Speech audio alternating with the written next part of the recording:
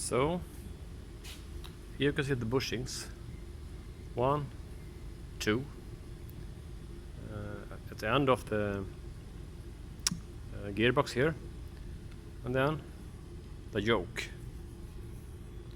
Of course the sealing is gone here. When I put this in here, you can almost hear it.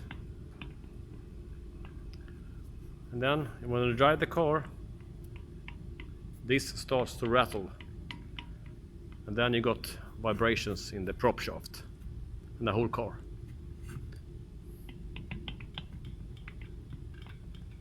So you have to replace those two bearings down there to fix it. Okay.